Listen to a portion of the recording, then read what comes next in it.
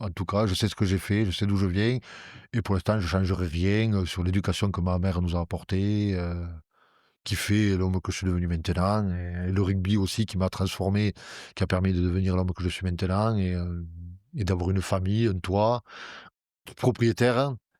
Moi, j'ai grandi dans un immeuble au 4e étage, quand j'avais trop chaud, je dormais sur le balcon, hein, déjà. Tu pas dans le hamac? Non, non, non, non, non, non, voilà, moi, être propriétaire déjà, c'était pas envisageable jeune, quoi. Ceux qui étaient propriétaires, c'était que les gens riches, quoi. Ceux qui avaient des piscines, ils étaient encore plus riches, quoi.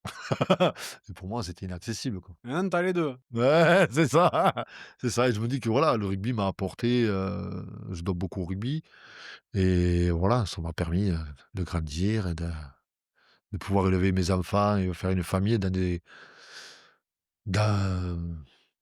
dans un bon cadre, quoi.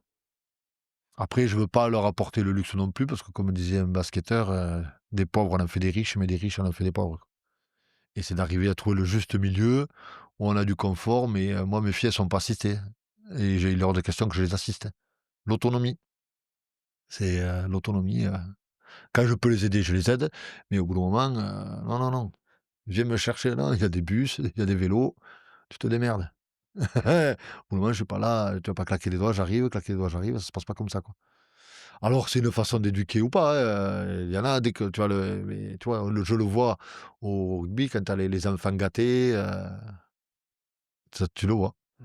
Mais voilà, ça me plaît, les enfants gâtés parce que j'arrive un peu à et puis tu te rends compte que les gamins, ils ont besoin de cadre, quoi.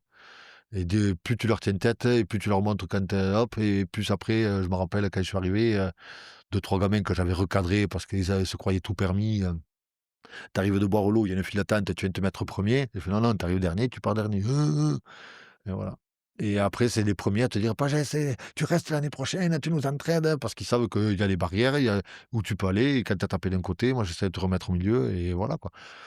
Ah, il y a un cadre, quoi. Et un cadre et dire: «Moi, je suis votre entraîneur, je suis pas votre larbin, donc les bouteilles d'eau, vous allez vous les remplir. Si tu prends pas d'eau, ben tu boiras pas. Qu'est-ce que je te dise, moi?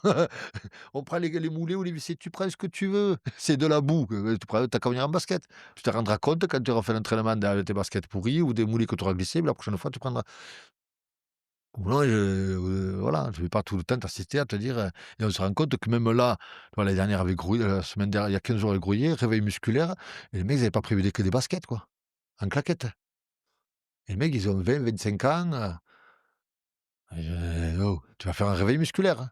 «Ah mais j'ai oublié de prendre les baskets». «Et ouais, quand tu vas chier, tu veux torcher le cul».